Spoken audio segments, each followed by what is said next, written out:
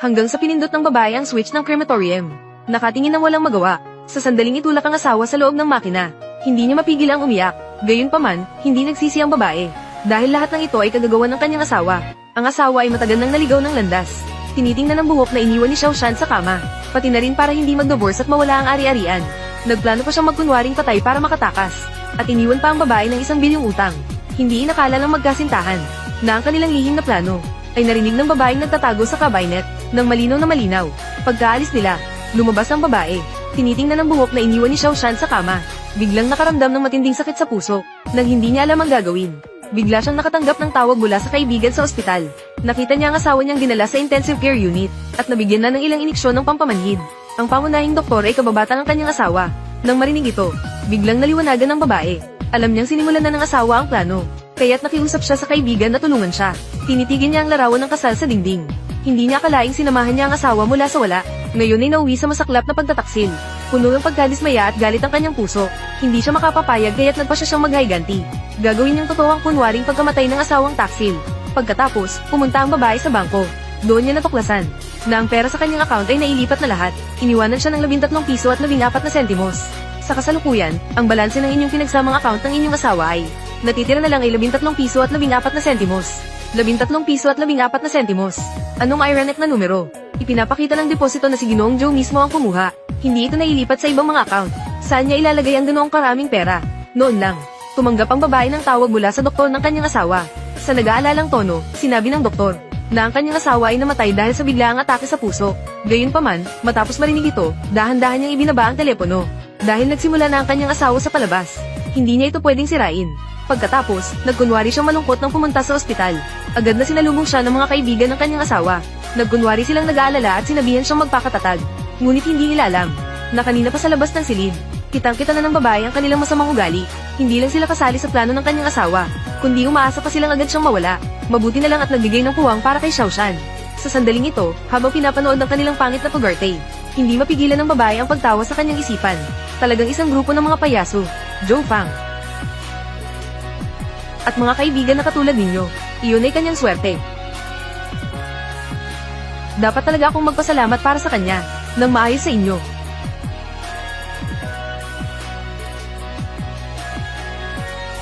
Habang ang ilan ay nagtatago sa likod ng babae at palihim na tumatawa, ang babae ay naiangat na. Ang tela na nakatakip sa katawan ng kanyang asawa. Nakita ang mukha ng kanyang asawa. Biglang naalala ang sarili na nagtatago sa aparador. Ang nakitang nakakasuklom na eksena, kaya't ang galit sa kanyang puso ay hindi na mapigilan. Kinuha ang bag at galit na ibinato ito sa kanyang mukha. Natakot ang lahat ng tao sa loob ng silid ng ospital. Agad na lumapit upang pigilan ang babae. Sa hindi inaasahan, sa susunod na segundo, isang batang babae na puno ng enerhiya ang pumasok na mayabang. Ang babae ay lumingon sa tunog. Napansin ang buhok ng bagong dating. Kapareho nang nakita niya noong araw na iyon sa kama. Kaya sa kanyang diwa, inakala niya ito ang kanyang asawa. Ang taong gusto niyang makasama habang buhay. Ngunit hindi niya alam. Ang tao ay dumating lang para dalhin ang larawan ng yumaong asawa niya. Ito ay larawan na iniutos ng namatay. Agad na pinapirmahan ng pamilya. Ibinigay ang pera. Di ba sabi ko hindi ka makakapunta mamaya? Nandito ang pamilya ng pasyente ngayon. Gusto niyo ba talagang guluhin siya? Anong kinalaman ko sa pagkamatay ng tao? Paano ko ihahatid ang produkto kung hindi ko makukuha ang natitirang bayad? Bukod pa rito, hindi ko naman pwedeng hayaan na nakasabit lang ang larawan sa bahay ko. Naniniwala ka bang ireklamo kita? Sige, Zupang. Pwede bang cash? Pwede. Sapat na ba? Nagmamadali. Ay, ate. Huwag ka nang malungkot. Ayusin na natin agad ang mga kailangan para kay kuya. Para makaalis siya ng payapa. Tama ka. Sino ang mag-aakala na sa oras na ito? Inabot ng babae ang larawan at pinanasan ng alikabok. Nagtanong siya ng may pag-uusisa kung matagal na bang nakasabit ang larawan. Pero ang asawa niya ay ngayon lang namatay. Narinig ang mga salitang ito. Ang mga kaibigan ay biglang natulala. Pagkatapos ay nagpatuloy ang babae sa pagtatanong. Hindi kaya. Matagal na bang inasahan ng asawa ko na mamamatay siya? Kaya ba ito ay inihanda ng maaga? Ay nako, ate, masyado kang nag-aalala. Paano malalaman ni Kuya Joe ng maaga na mamamatay siya? Oo nga. Ate, kapag natapos mo na ang mga kailangan gawin, umuwi ka na at magpahinga ng maayos. Ito, ang nasa larawan. Iyong lupa. Baka aksidenteng nalikit sa daan. Ang larawan ay kamakailan lang naming in-order. Oo. Siguradong sobrang namimiss ko ang asawa ko. Ay, tama. Nasaan ang cellphone ng asawa ko? Ang mga gamit ni Kuya Joe. Naayos na namin lahat.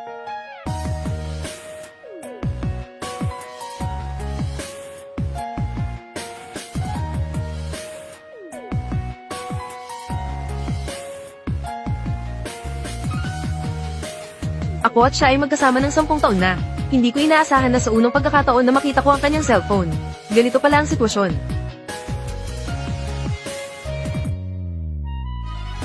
Ay, ate. Anong nangyari? Ito ang nangyari. Kami, mga kapatid. Natatakot kami na masyado kang malungkot, ate. Magdadala ng alaala ang mga bagay. Binura ko ang cellphone ni Joe. Naka-format. Sinabi na rin ni Kuya dati. Kami. Kailangan naming alagaan ng mabuti si ate. Tinanggal ang lahat ng software at chat records. Nilinis lahat. Tunay kayong mabuting mga kapatid ni Joe. Dahil sa inyo, siguradong magiging mapayapa siya. Ate, sa totoo lang, hindi na kailangang sabihin, alam ko ang lahat. Ang paborito niya noong buhay pa siya, ay manood ng magagandang female streamers, at madalas magbigay ng donasyon sa mga streamers na iyon. Siya ay sobrang mahalaga sa pamilya. Natatakot siya na masaktan at malungkot ako. Pero sa totoo lang, hindi ko yun iniinda. Ate, mahal na mahal ka ng kapatid ko. Mahal, sabi mo mabuti ka. Siguradong magiging mapayapa ang iyong pagpanaw. Ang pagkamatay na dakila at marangal. Ikaw ay magpahinga na ng mapayapa.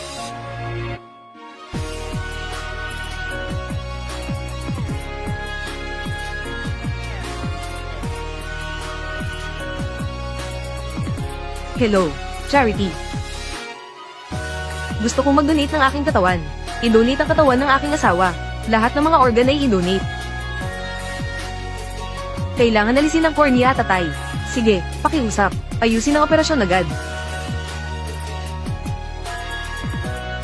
Hindi. Isang buhay na pagmamahal, ate. Hindi pwedeng i-donate ang bangkay ng kapatid ko. Kung mag-donate siya, ibig sabihin patay na siya, diba? Ang ibig sabihin ni Pang ay, ang kaluluwa ng kuya sa langit ay hindi makapagpapahinga. Paano nangyari yan? I-donate ang bangkay sa mga nangangailangan. Ang pagmamahal ay walang salita. Hindi ba't para sa walang hanggang pagmamahal yan? Alam ninyo si Joge, tiyak na magpapahinga. Ang asawa ay hindi maaaring piliin. Ang oras ng sariling kamatayan. Ito ang pinakamalaking kalungkutan ng tao. Pero, ang kakayahan na kontrolin ang sariling katawan. At hindi ba't ito'y isang uri ng tagumpay? Kapag hindi na mababalik ang buhay, dapat ibigay ang pag-asa sa mga buhay pa. Ipaubaya sa iba. Zupang, doktor ka. Dapat ay naiintindihan mo ang sinabi namin ni Jofang. Tama ba? Oo. Oo, ano ba?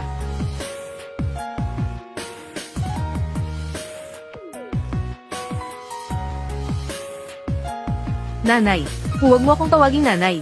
Ikaw, malas. Ikaw ang pumatay sa anak ko. Bayaran mo ang buhay ko. Pati ang larawan mo sa libing mo ay napagpasyahan mo na. Gusto mo yatang maaga siyang mamatay. Inang, hindi ako ang gumawa ng larawang iyon. Jofang, anak ko. Inay. Bakit hindi ikaw ang namatay? Anak ko ito.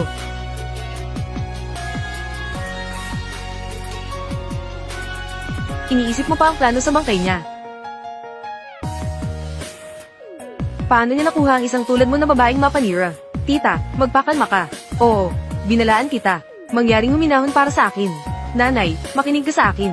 Gusto ko lang si Jofang. Maghanap ng ibang paraan para makasama namin siya. Wala akong ibang intensyon.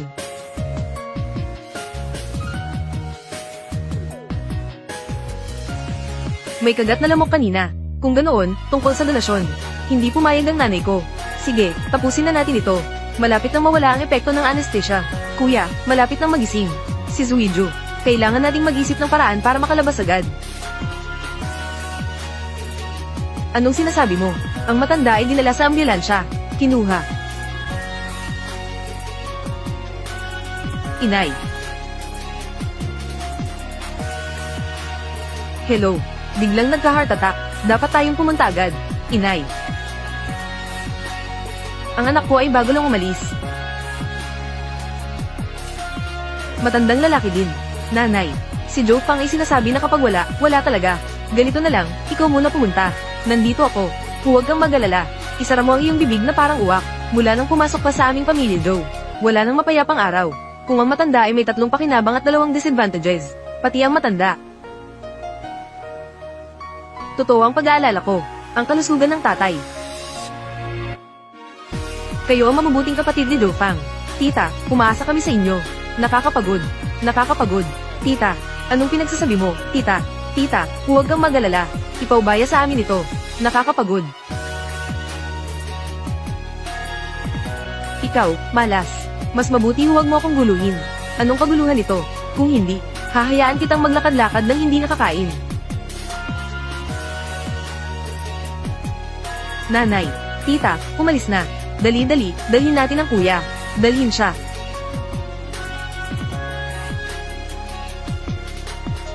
Saan tayo pupunta? Pumunta sa crematorium. Kung hindi, magiging masama ang kapatid ko. Huwag. Ang mga tao mula sa kawang gawa ay darating kagad. Hindi natin sila dapat pabayaan. Hindi hipag. Hindi ba't sabi natin hindi na tayo magdodonate? Sino ang nag-donate ng bangkay? Ang pamilya ni Dofang. Magandang araw, ako si Su Wanro, ang asawa niya. Ginang, Su, salamat sa inyo at sa inyong asawa. Para sa suporta sa larangan ng medisina. Ito ang dokumento ng donasyon ng bangkay, pakisulatan po. Ate, huwag mo itong kalimutan. Ang matanda ay matigas ang paninindigan laban dito.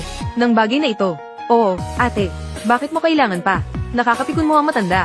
Paano na tayo mabubuhay sa mga susunod na araw? Kami ng asawa ko ay matagal nang magkasama. Ako ang pinakamakakakilala sa kanya. Ginagawa ko ito ngayon. Siguradong ito ang kanyang nais. Ate, ako ang legal na asawa ni Dofang. Ako lang. May karapatan na pumirma sa dokumentong ito ng donasyon. Pumirma. Kahit na ang matanda, wala siyang karapatang pigilan ito. Pakitanong, pagkatapos ng donasyon ng bangkay. Sa pangkalahatan, kailan pinakamabilis na maiotopsiya? Kapag mas maaga ang oras ng autopsy, mas mataas ang medikal na halaga ng bangkay. Ngunit kami ay sumusunod sa, para sa mga nag-donate ng katawan, ang responsable na pananagutan ng pamilya, magkakaroon ng pangalawang pagsusuri sa bangkay. Kumpirmahin ang bangkay. Wala talagang mga palatandaan ng buhay. Magsagawa muli ng dissection. Kailangan ulit na suriin ang pangyayaring pagkamatay ni Joge. May pasyenteng desperadong nangangailangan ng bato. Matagumpay na nakuha ang tamang pagtugma. Bago mamatay ang donor ng 6 na oras, kailangan ng agarang operasyon. Ito.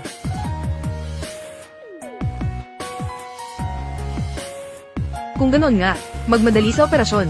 Kung malalaman ng asawa ko, na sa maikling panahon ay nagligtas siya ng tao, tiyak na masaya siya. Paghahanda para sa operasyon.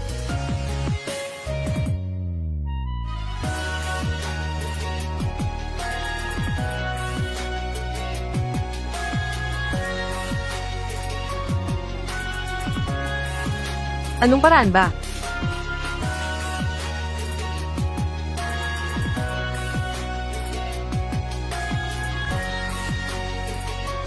Hindi pwedeng ilipat. Hindi mo pa nasusuri.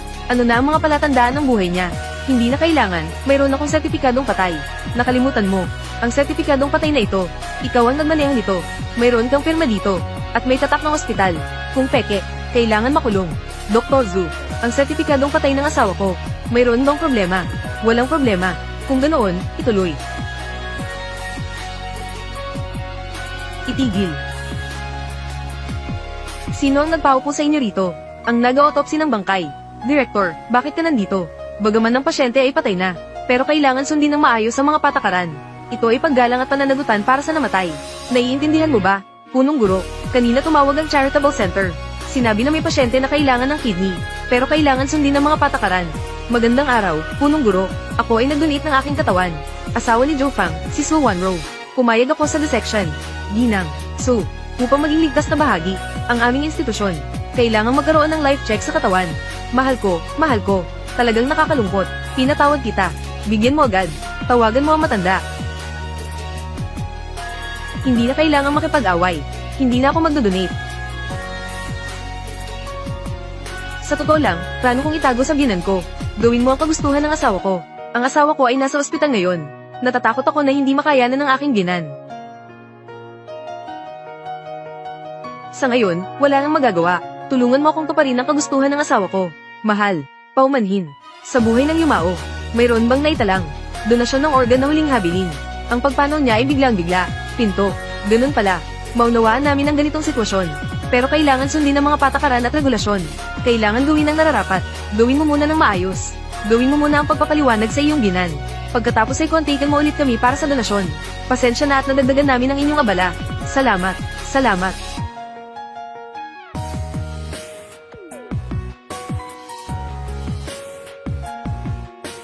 Bilisan mo at pagsuotan mo agad si Jogi ng damit. Anong klase ng damit? Mamaya ay magiging abo na ang lahat sa Kremasayon. Ano ang kinalaman kung may suot o wala? Cremate hipag. Anong ibig mong sabihin? Hindi ba't lahat ng patay ay dinala sa crematorium? Kremasayon ba? Nakapag-ugnayan na ako ng maayos. Pinakamahusay na krematoryo. Ate, bakit hindi ka muna umuwi at magpahinga? Sinabi na ni Joe na gawin.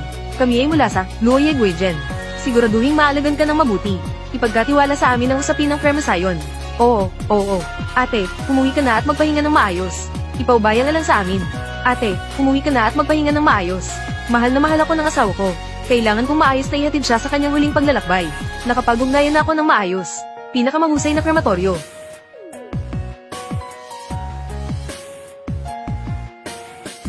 Hello. Kami ay Luoyeg Weijen. Kawani ng 5 bituin na funeral parlor. Bigyan ng dignidad ang buhay. Bigyan ng pagpupugay ang kamatayan. Profesional na serbisyo sa libing. Pabayaan ang paibig na magpatuloy. Kami ang mag-aasikaso ng mga bagay pagkatapos ng inyong buhay. Huwag mag-alala, narito na tayo sa funeraria. Ako ang magpapalit kay Joe Pang ng pinakamahusay. Gold silk embroidered jumpsuit. Siguradong magiging maayos ang kanyang paglisan. Magandang paglisan.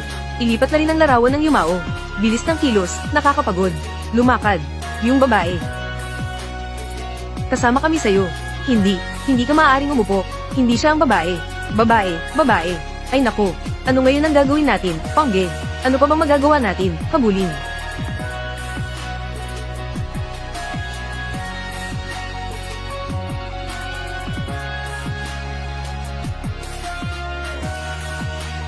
Kuya, pakibilisan mo naman.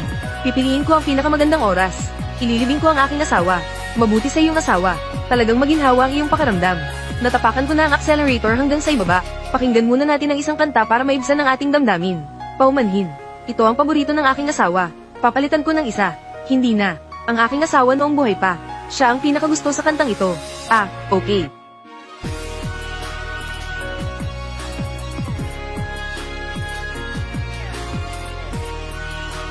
Yung kotse lang.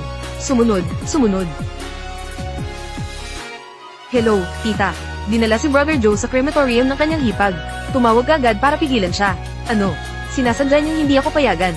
Gusto ko pang makita ang anak ko sa huling pagkakataon. Siguraduhin yung pigilan siya para sa akin. Hindi talaga siya mapipigilan. Dali, pumunta ka na rito. Pumunta ka na lang sa cremation. Bienan. Yung. Tawag ng matanda. Su Wanro. Sino ang nagpahintulot sa'yo na ikrema ang anak ko? Ikaw, huminto ka na agad. Gusto kong makita ang anak ko sa huling pagkakataon. Inay, alam ko. Siguradong maghihintay ako sa'yo. Bakit ka pa nakatunganga dyan? Pumunta sa crematorium. Hintay. Sister-in-law, hindi ka ba sumasang-ayon sa lahat? Hintayin ng matanda pagdating niya. Ikrema ulit ba? Noong nag-propose si Joe Pang sa akin, at nangako sa akin, mamahalin ako at aalagaan habang buhay. Bakit hindi mo ako iwan ngayon? Umalis ka na lang kung sasabihin mo. Pakiusap, kaya't nagpa siya akong gawin ito. Hindi maganda ang kalagayan ng katawan ni nanay. Isa na namang matanda ang nagluluksa sa bata. Natatakot ako na hindi niya kayang tiisin. Pumunta ka na para may pahinga agad ang asawa ko.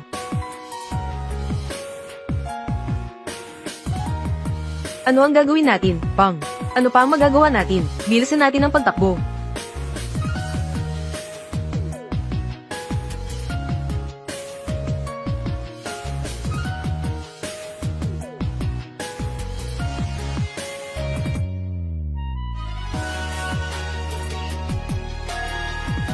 Ang daming tao sa pila. Siguradong aabot pa. Agad tawagan ng lola. Oo. Tumawag ka agad sa matanda. Oo.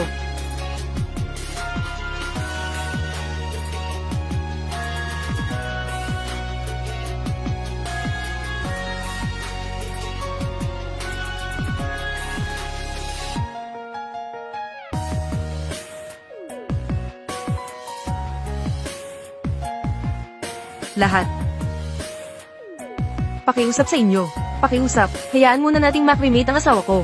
Ang tatay ng asawa ko ay nasa ospital pa. Kailangan kong mapanatag ang loob ng asawa ko bago siya umalis. Itong Binang. Pakiusap, mangyaring manatiling tahimik. Pakisunod sa trabaho namin sa crematorium. Pakiusap, tumayo. Pakiusap sa inyo, pakinggan niyo ako. Hayaan niyo munang makremate ang asawa ko. Ang tatay ng asawa ko ay nasa ospital pa. Nanonood ng mga palabas. Ang asawa ko ay pumanaw ngayong araw. Pakiusap ko. Sana naman pakinggan niyo ako. 10 taon na kaming kasal ng asawa ko.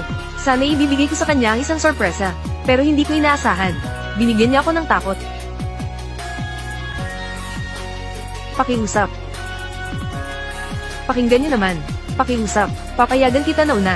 Swerte ko at nakuha kita, isang mabait na asawa. Swerte rin ang asawa mo noong buhay pa siya. Papayagan din kita na una. Nang mamatay ang nanay ko, ang kapatid ng asawa ko ay naglaro ng mahjong. Ginoo, kung mayroon lang ang nanay ko, isang mabuting manugang tulad mo, hindi sana siya nagalit ng sobra. Ikaw ay nasa harapan ko. Ikaw rin ay nasa harap ko. Bumangon ka, bumangon ka. Ikaw muna, ikaw muna. Salamat, salamat.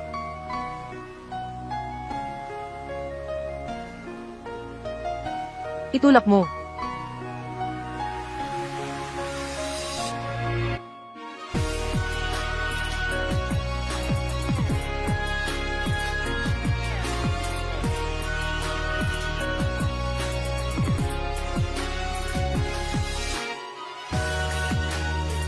Maghintay ng konti, hindi pa sapat ang temperatura. Pinaghirapan mo talaga. Ginoo, itaas ang temperatura ng kaunti. Gusto kong mas mabilis na may krema ang aking asawa. Oo.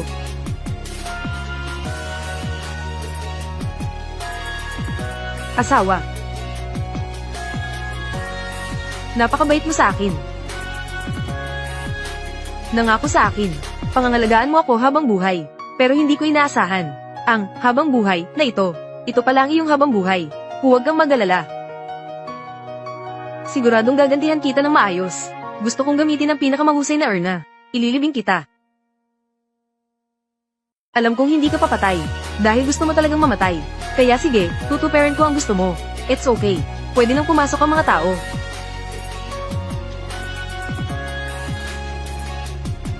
Mahal ko. Tara, mag-umpisa na tayo.